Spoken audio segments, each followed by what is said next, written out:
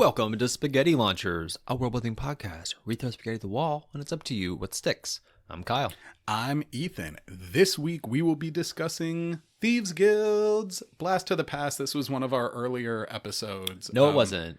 I am mistaken. This is the first time we have discussed this topic. Welcome to our episodes on Thieves Guilds. My memory has clearly been stolen from me and messed with. Kyle, what are your favorite examples of Thieves Guilds? The immediate Thieves Guild I think of now is Terry Pratchett's Thieves Guild in Discworld.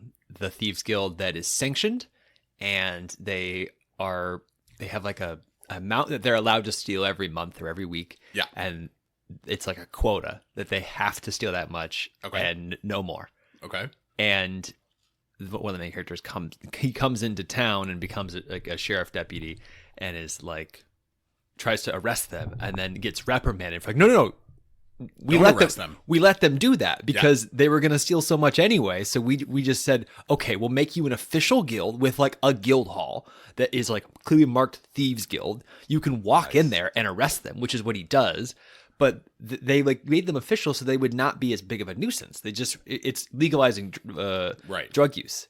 That's a funny thought, Thieves Guild. I like that. Otherwise, I think of Elder Scrolls Oblivion has a really good Thieves Guild where the Thieves Guild leader is called the Gray Fox. Yeah. And he wears a hood, and it's gray. And then you get to become the Gray Fox, and it's really fun. You find the bust of him, the statue of him, in Skyrim. Oh, there you go. During the Thieves Guild quest. Because like, normally Thieves Guilds are pretty straight up. It's just, hey, yeah, we steal shit. Yeah. It's rare that it has like a unique flavor, and that's why Terry Pratchett really sticks out to me. Yeah, that's fair. I like, for me, there are two that stick out to me. Okay. One, the first one that I ever, it might not be the first one that I ever learned about, but it's the earliest to come to memory, is the Thieves Guild that Gambit works for, or is raised by in Marvel Comics and the X-Men. Okay.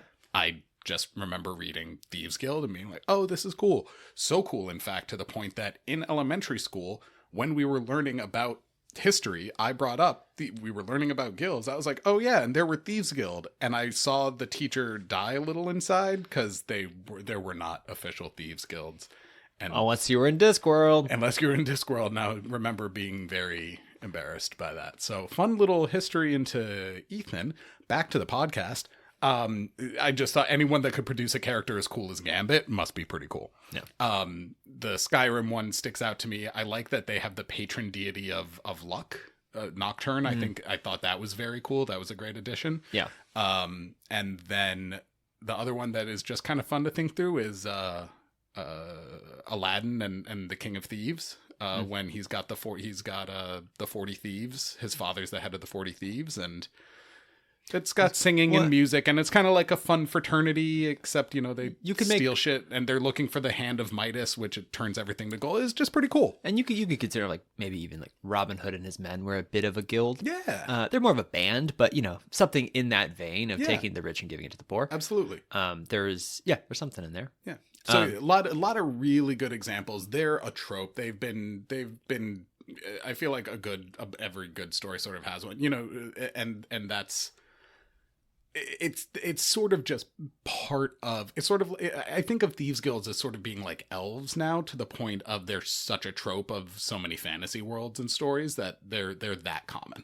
Yeah. And so they're just always fun. And and much like elves, they're kind of just like, we don't mess with it. It works. It just stays relatively the same. Would organized crime, like, would the Sopranos be considered a Thieves Guild? I don't think organized crime is a Thieves Guild. Because a Thieves Guild really implies specifically thievery.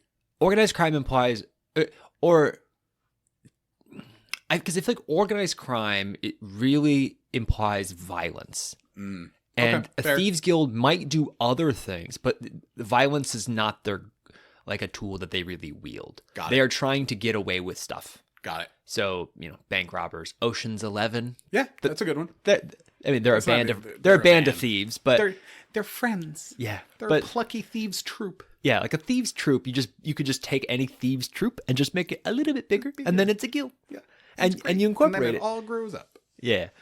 All right. So give me 3 words. 3 words. I will give you malicious compliance. Nice. And revenge. It's 4, but I'll let you have Yeah, well, the and is just I'll like... I'll let you have it. Yeah. It's an ampersand. It doesn't count as a word. Yes, exactly. Yeah, that's good. Malicious compliance / revenge. Yeah. Okay, cool. What do you got? Thieves Without Borders. Okay. Yeah. I like it. So, all right, tell me about how we are complying. What are we doing? Malicious revenge. Which is really just revenge. Yeah, I'm like, I don't think my description was actually the best description. I don't care. I'm excited nonetheless. Petty revenge is probably more closer. So I'm way more excited about that now. Okay. So in this world, there was a Thieves Guild, a standard prominent Thieves Guild. It stole for money. It stole from the rich. It was stole from the poor. Stole from the bank. Stole from everybody. It was Morally neutral. Well, morally bad, probably. Equal opportunist. Yeah, they were just like a very aggressive and very prominent Thieves Guild. Okay. They are, as a result of that, snuffed out by, the government, the king, the town guard, whoever. Mm. Whoever's in charge says enough of this shit, and they start they do busts everywhere they can. They're staking everything out. They are arresting. They are doing hangings. They're doing whatever. I don't know. Yeah. Shoot on sight type. It's shit. an aggressive crackdown on him. Yeah, it works. That Thieves Guild wow dies. It goes away, and from that vacuum emerges another Thieves Guild, but it's a lot of the thieves of the previous guild who now what they decide to do is steal from mostly the rich and the powerful, but not to take. It becomes a sport because everything they steal, they hang on public display the following day. It's like the Brooklyn Nine-Nine heist almost. I haven't watched Brooklyn Nine-Nine, so every year in Brooklyn Nine-Nine there's a heist challenge for the prize of being titled the greatest person / detective. I forget what it is.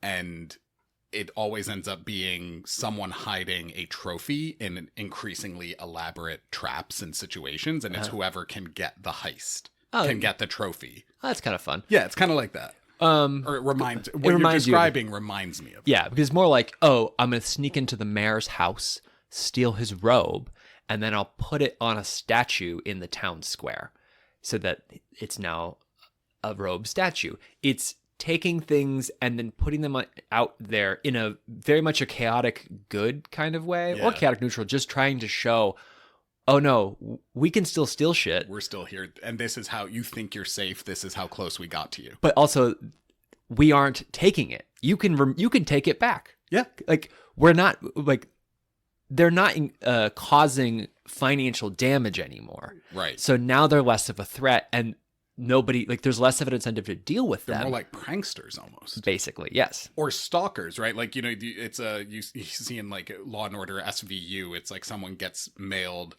a picture of them sleeping, and it's like, look how close we got to you, kind of thing. It's Jesus, he took that in a dark direction. Well, but it's more emphasizing the thief's role as an infiltrator. Yes, and they might be stealing from people's homes, they might be stealing from official buildings. They might just be sneaking in, opening up the bank vault, and leaving it unlocked. Just leaving it up. Do they tell the public or putting stuff in there? That's very fun. Because it could be either way. It's just we're reminding you of what we're up to. Yeah, but and that we're still here. Yes, and it's just this pettiness, this revenge tale, but in a fun way. It reminds me of, there was a meme going around in like the 2010s, but I kept seeing over and over again. It said, imagine if you broke into someone's house and didn't take anything, but just moved everything 1 inch to the left. Yeah. And it's sort of like that. Very much like where that. You're just really, you're not causing them any financial or physical harm. You're just fucking with them. Yeah. Yeah. Basically. I think that's incredible.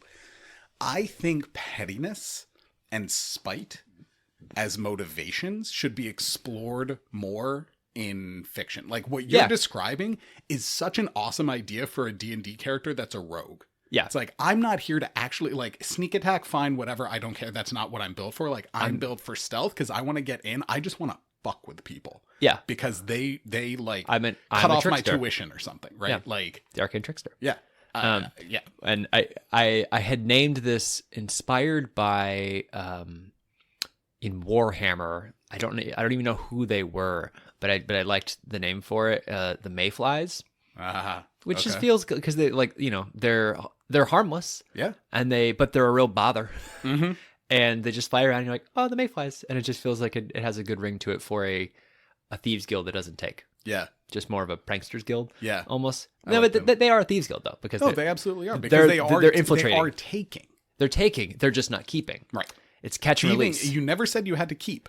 Yeah. It's the taking that is part and parcel to And our definition. it's the of thieves adrenaline. guild. Yeah. It's the adrenaline rush is what they're seeking. They're not after the money. They're after the adrenaline and the fun of it. And the pettiness and the spite. Yeah. Yeah. Because some of them, it's who are new, it might be more for the fun. But then the older ones, they do it like, nah. This guy led a lot of raids on our thieves guild. We're really going to make his life quite annoying. Well, it is still a guild, but it functions almost more along the lines of a secret society. A little bit, yeah. Because a little bit. Because thieves guilds have sort of there's often a financial incentive, right? Like you keep part of your cut. Yeah. But if you're not taking anything here, then it's more ideologically driven. Yes, it's ideological for sure.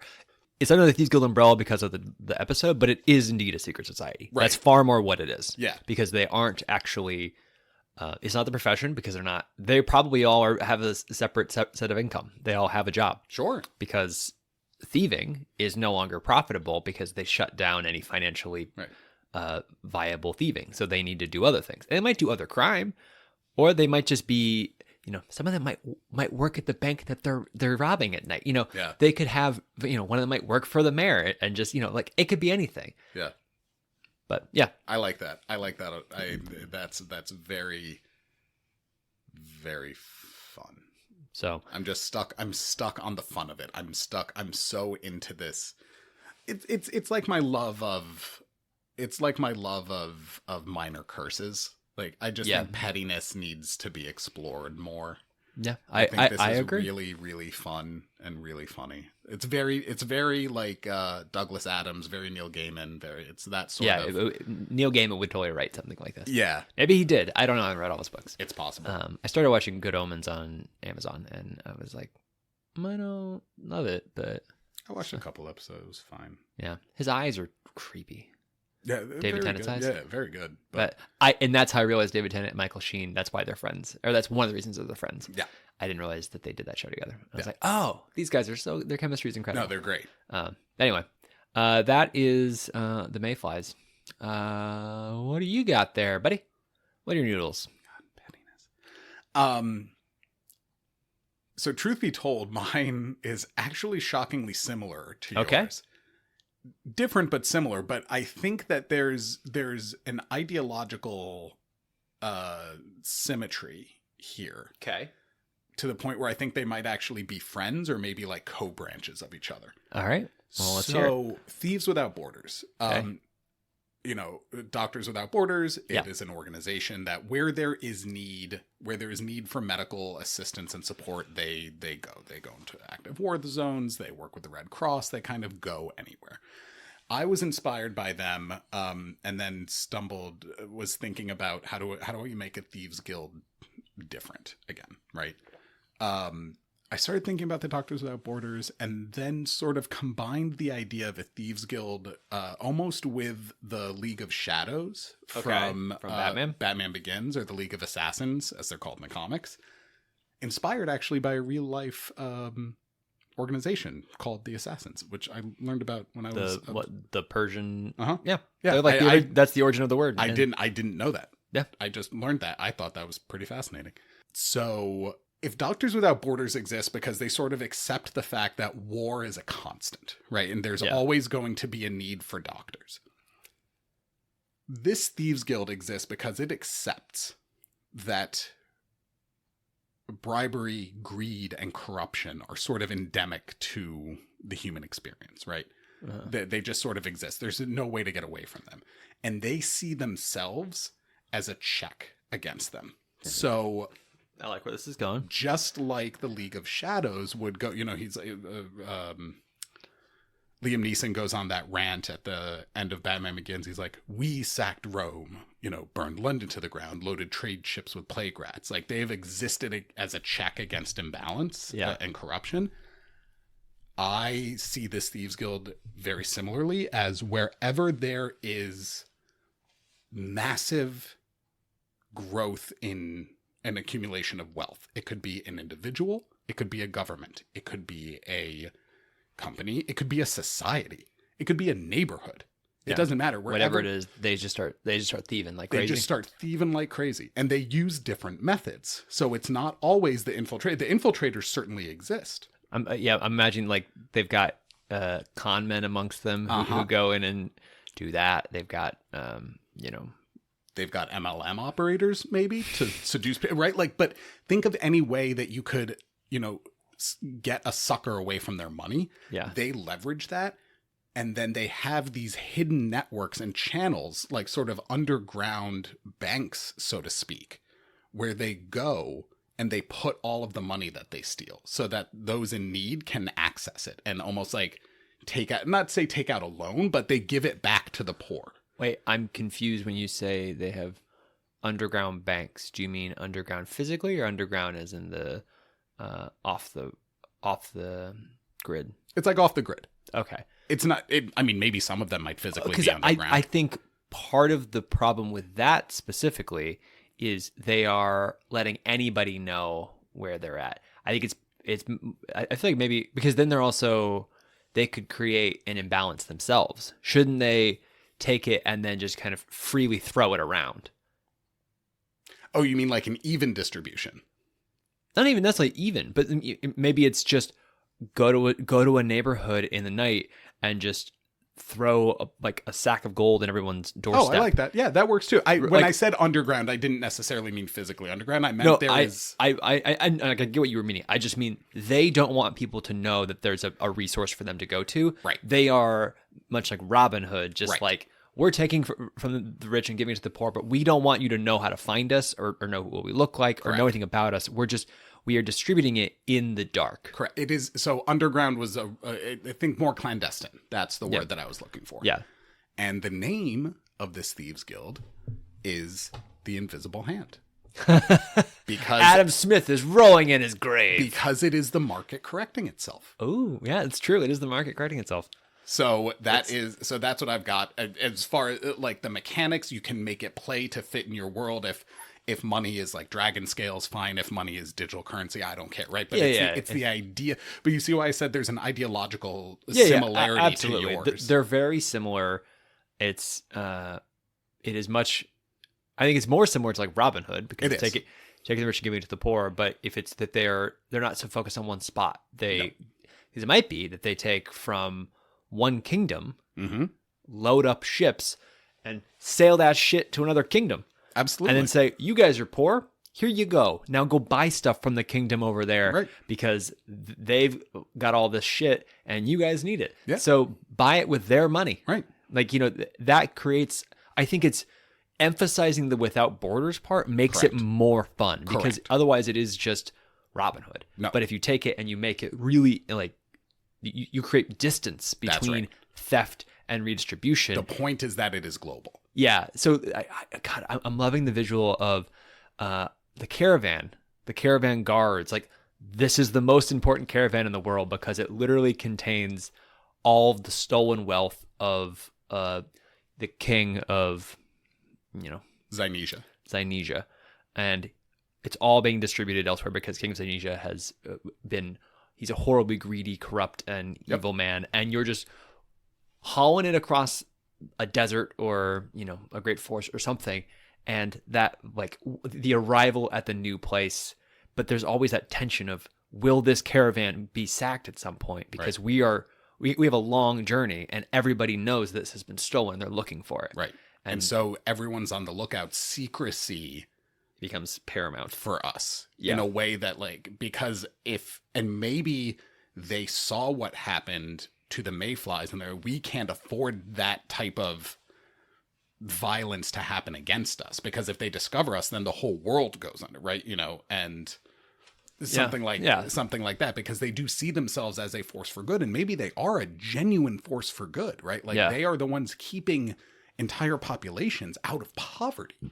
Maybe also imagining if wealth is defined not in terms of money, but maybe resources. What would that look like? Because that could be another way of redistributing a balance. I like that as a note of thieving, not currency. Not just cash. Thieving resources. Mm-hmm. It's harder to do. Yeah, okay. The logistics of it are harder. Yeah, but okay. with magic, you could do it. I'm thinking of a couple things here. So let's stick with a mine. It's a traditional resource to currency pipeline, especially in fantasy. Yep. Two things they can maybe do. One, just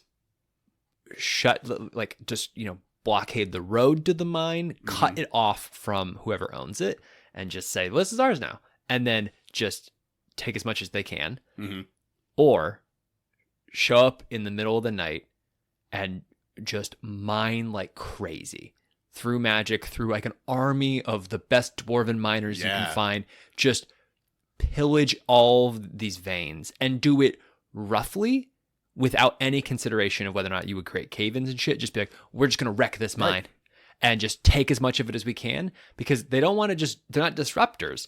They're takers. Right. Because they could just cave it in and be like, well, that'll hold them back. But if you said, just say, no, we're going to tap these mines. We're going to take. We want to get what we can, because we have a mission to redistribute this wealth to the people that need it, or just to anybody.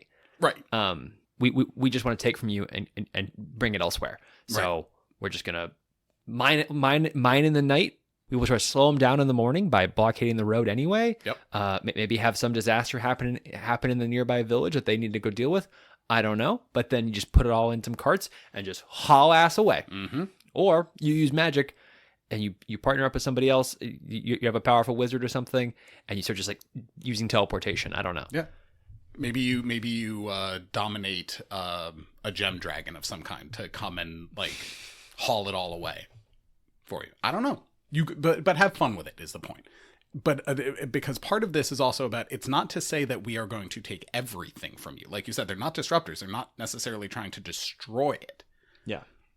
They're just trying to even the things playing out. field. So if you, for example, discover, this one society's got an overabundance of cattle, then, okay, you just take the extra. You don't take... It's about a curve on greed. On overaccumulation. Yeah, you just cut the fence, let some of the herd run away, right? And then you herd them on, and you repair the fence, right? And you just herd them on, right? So down to the people who had, it's not like they're going to starve. Yeah, you're not punishing anybody. Yeah, you're not putting anyone in danger. You're not putting anyone in risk. You're just evening the playing field. Yeah, and I like that. Yeah. I just thought, so that's the invisible hand. How do you feel about capitalism right now, bro? Feels like a projection of anti-capitalism for sure. I don't know what you're talking about. Yeah. No, Kyle, you're being silly. Capitalism's fine. Kyle, speed round. 3, 2, 1, go.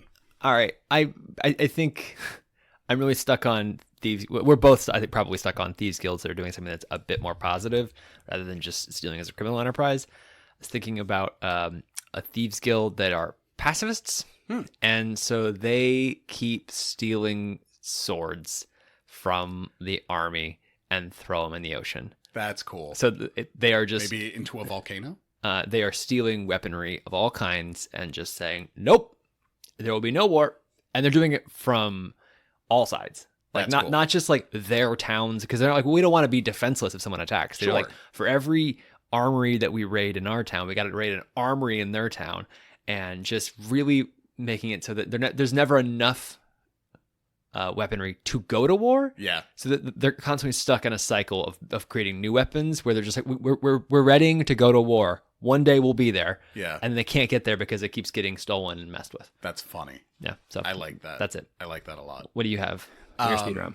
My speed round is it's a Thieves Guild made up entirely of changelings or people that can cast self-disguise magic. Oh, yeah. And what they do is they actually steal the bear with me, they're called the grave robbers because they steal the identity of people that have recently died and then take that identity and go and start a new life elsewhere using their changeling abilities. Okay. It's the speed round, so it's the speed round, so there'll be no questions, but I do have questions, so Yes. whatever. It's very specific and niche and not fully fleshed out, but it is there. Okay. All right, so then moving on to what's stuck. What's stuck for you, Ethan? A lot stuck for me this episode, Kyle. I really like... I have this image in my head of the mayflies, of like someone coming out, you know, like the mayor coming out and finding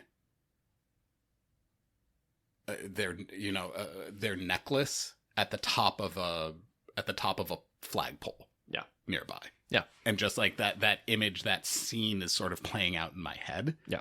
And I like that. I'm so in love of the pettiness inherent to the Mayflower and the spite, and it is nothing but to prove a point. Yes. And I just pettiness and spite, man. That's what stuck for me. I can tell. You love have it. brought it up a lot. And small scale like tomfoolery. I just love it. All right. Yeah. What stuck for you? I think it's similar. It's the image specifically of taking the mayor's robe and putting it on a statue. Yeah. It's just kind of this weird embarrassment, this audacious flaunting of what's happening. And it'd be kind of fun if it was like we took his robe, we took the captain of the town guard, we took his hat, we took a shield from this guy, we take all these things and we just put it all on like this statue and just like doll him up in all of these famous items from various important people in the town to really say, oh, none of them are really in charge. Yeah. This statue's in charge. Whatever, like really just fuck with them. But imagine if you like took the crown, and just put it on a cow. It's like, oh well, now the cow is king. Or put it on not on a cow. Put it on like a sheep or a goat, and then let it loose in the town because a cow wouldn't do anything. It would just kind of sit still. But put it on an animal like a pig. Yeah, a greased up pig. It's gotta be on a pig, and you let the pig just run rampant through the town, and then everyone's like, "Is it the pig wearing the king's crown?" Yeah, fuck. And then they all just take off in the other direction because they don't want to be involved. Yep, I don't want to be the guy that doesn't catch the crown. I was off today. Yeah. So there you go. That's what stuck for us. Let us know what stuck for you. Emails in the show notes. Thanks for listening. Goodbye.